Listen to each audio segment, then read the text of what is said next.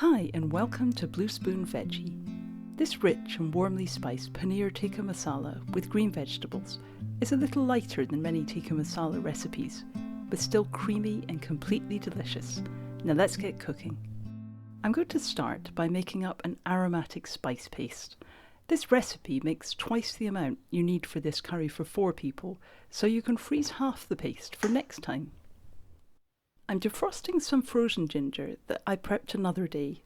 To bulk prepare fresh ginger, simply peel and blend in a food processor with a little water. Then freeze in ice cube trays, so you'll always have fresh ginger ready to cook with. If you prefer, then peel and grate the fresh ginger just before making the spice paste. As well as the grated ginger, I have some garlic and a mix of spices. See the description below for full details of all the ingredients in this lovely curry. Make up your vegetable stock and mix with the can of tomatoes. Remove the black cardamom pod from the other spices and add it to the chopped tomatoes and vegetable stock. Now let's remove the seeds from the green cardamom pods so they can be blended into the spice paste. Give the pods a good bash with the base of a knife. The seeds can then be removed and added to the little bowl of spices.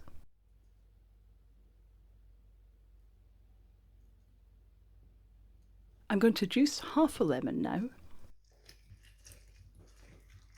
In a processor, I've already placed the tomato puree and honey, so let's add the lemon juice to those.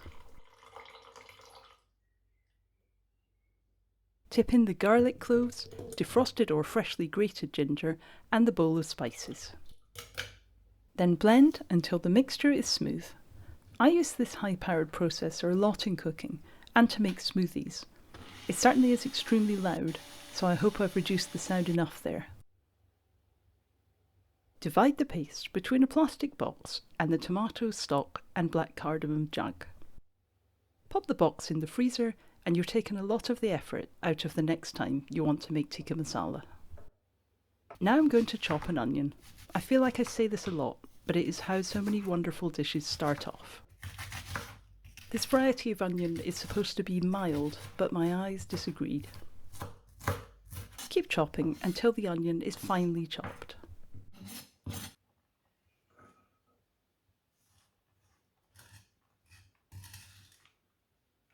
Heat up the oil and butter in a large pan.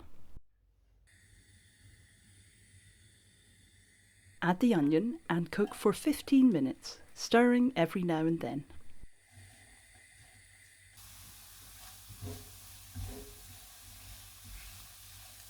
Once the onion is lightly browned and softened, pour in the spicy tomato mix. Give everything a good stir and pop a lid on the pan. Leave it to simmer for 15 minutes. In the meantime, you can prepare the green vegetables to add to the curry later. I'm using broccoli and peas today, but choose your favourite vegetables. Asparagus, green beans and spinach all work well. Break the broccoli into small sections, chopping any larger florets. You can also slice the stems and add them in too. Let's get organised and prep the paneer as well. I love cooking with paneer. It's so tasty in curries, but also works well with any tomato-based sauces. If you're a fellow paneer fan, give this video a thumbs up and click subscribe. Simply chop the paneer into small cubes. If you haven't cooked with it before, you can already see the lovely soft texture, which softens further when it's cooked. Transfer the paneer cubes to a bowl and put to one side for now. Time to check on the curry sauce now. You can see it's reduced a little and is beautiful and glossy. I'm going to add in the broccoli and the peas at this point. If you're using soft vegetables like spinach, then wait and add this in with the paneer.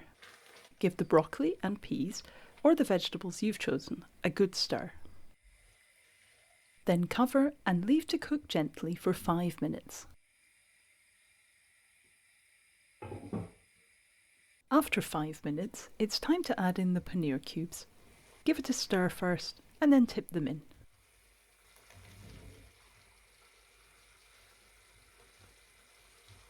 Stir those in and cover again.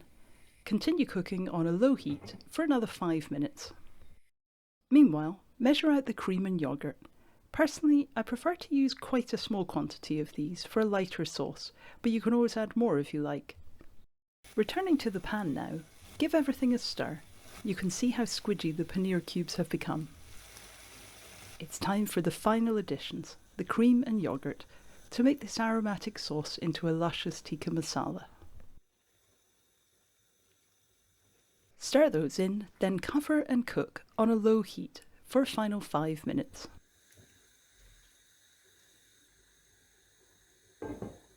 Then it's time to serve up the vibrant and fragrant curry to some of your favourite people. It will easily feed 4, and of course you have the other half of the spice paste for next time. I've cooked up some basmati rice to go along with the tikka masala. Naan or other Indian breads would also be lovely. Let me know your favourite type of curry in the comments below, and please give this video a thumbs up if you've enjoyed it. Thanks for watching. I hope you'll subscribe and join me again soon for more recipes from Blue Spoon Veggie.